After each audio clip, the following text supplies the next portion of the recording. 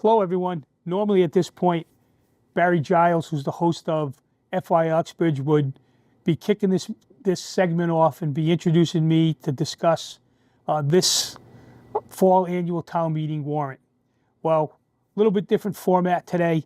Since we have such a small warrant for this meeting, it's just going to be one person doing the speaking, and that'd be me, and no Q&A that's like we normally would do. So first of all, thank you for viewing this, and I'm going to thank you in advance for coming to the fall annual town meeting on October 28th at 7 p.m. at the Valley Chapel. A little bit different meeting this year, as I said, since the warrant isn't as full as we normally would have. A couple of reasons for that. We've had some personnel changes in various positions across the municipality and with the school, and as a result, certain numbers that we need to have with filed in with the state haven't gotten in at time, so we don't have free cash certified, and as a result, a number of those housekeeping things that we normally would do won't be done at this meeting, but we will be doing at a special town meeting, and I want to announce that date right now. Special town meeting will be held December 1st, 7 p.m. at the Valley Chapel as well, so we're going to need your attendance at that meeting as well. So let me kick off this warrant. As I said, a lot of it is going to be more of the road acceptance or road type things versus the financial things where we'll be moving money, but the financial part will occur at the December meeting. So let's get into the warrant. It's a 10-article warrant. It's listed as 14 on the town website right now, but with 3 of the articles are going to be withdrawn for various reasons that I'll get into, and 1 is just going to be passed over. So Article 1 just bills a prior fiscal year. That's the passover. We'll have that one at the December meeting as we close out the year and know any other bills that we need to pay at that point. Article 2 is going to be a rescinding of prior capital improvement articles. This is something we've done over the last few years. We've approved capital articles at various meetings in the past. A lot of those projects have been completed, and there's money that remains in those accounts. Our town accountant, Kurt Gintwade, has done a great job of making sure that all that money that's sitting out there gets brought back in and so it could be reused for other projects. So there'll be some projects that will have some that we need to rescind at this meeting, in addition to a couple of articles that were related to water or wastewater enterprise funds that need to be similarly brought back into those retained earning accounts. We're going to do some changes, some fiscal 26 budget authorizations that need to be changed, or budget adjustments. It's totals about $50,000, and it's for a couple of different things. One was at the last town meeting, it was announced that I had signed a new contract with the town. However, we never budgeted what that contract amount was going to be, since we didn't have a number at the time, so that's going to be an adjustment on that, in addition to a couple of other things. So very simple things. Article 4 is the Elm Street and Blackstone Street culvert improvement authorizations, and it's an authorization to acquire both permanent and temporary easements. Those need to be approved at town meeting, and some of them, there might be a financial aspect to it that's already part of the project that we need to have authorized as well.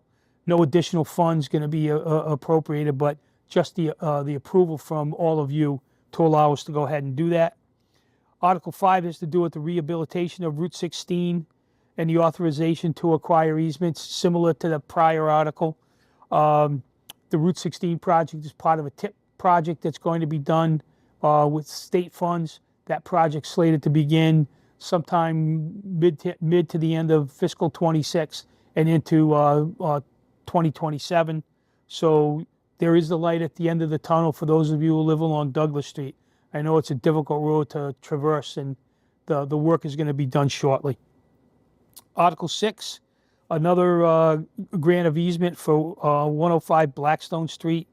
Authorization for a utility easement that's needed to go into the new water treatment plant that was approved recently, and that just allows National Grid to to run their lines through there and to be able to work on them when needed.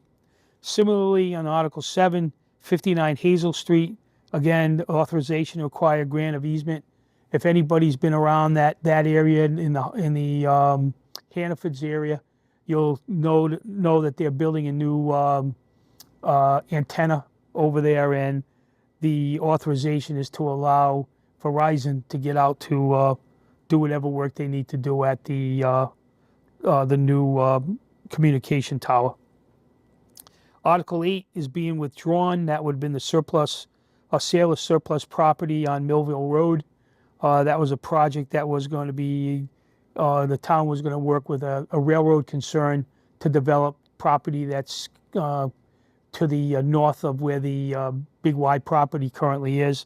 But that project has been withdrawn, so the article is being withdrawn.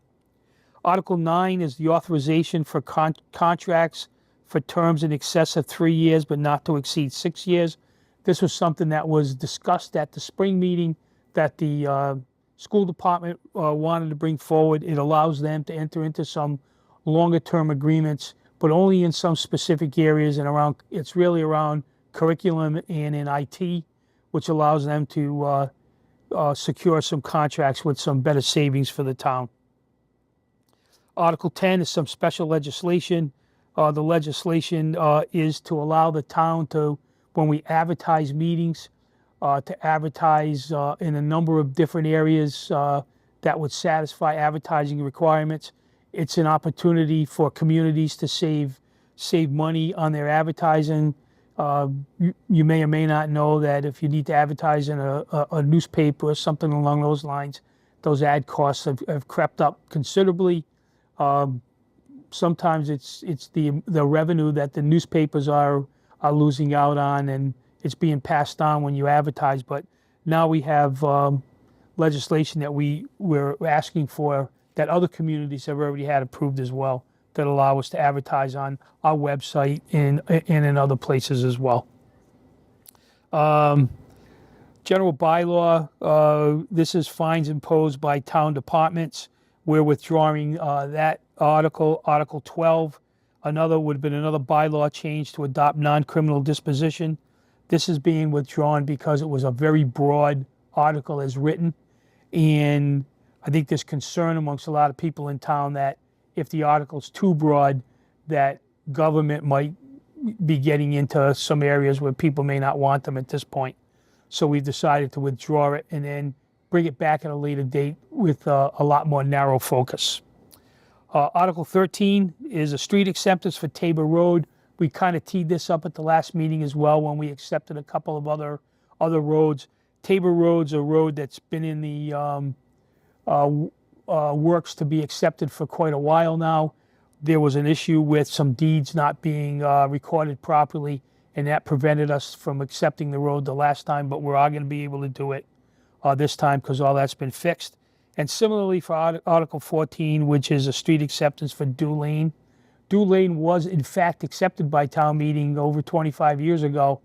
The recording of all that information fell through the cracks. It was brought forward again when we were looking at providing winter services on private roads, and we realized that road should have been an accepted road a number of years ago, and it wasn't. We went back, made sure through a survey that the town paid for, that everything was still okay with the road. All the acceptances that were granted or were provided back, like I said, about 25 years ago, were still in effect. And DPW, the select board, as the road commissioners, agreed that the road should be accepted. So that one's coming forward finally to be accepted once again at town meeting, and this time the proper filings take place. And that's the end of the warrant. And like I said, we will be back on December 1st. At that point, free cash will be certified. We'll be able to move money into any of our stabilization accounts like we normally would. There's a couple of other things that we were looking to do that would also save the town's funds, paying off some bans on a fire engine, among other things that would allow us to not have to go out and renew bans and pay all those additional costs. Save us about $15,000 or so by doing this. And then satisfying our OPEB requirements and a number of other things. So those will be the things that we'll take up in October. So I thank you for listening to this and watching. If you have questions, as usual, you can contact my office at Town Hall, 508-278-8600. And then the menu will direct you to the town manager's office. And at that point, if you have additional questions on the warrant, like I said, I'll be able to answer them for you. If not, look forward to seeing you on October 28th at 7 p.m. at the Valley Chapel. Thank you again, and enjoy the fall.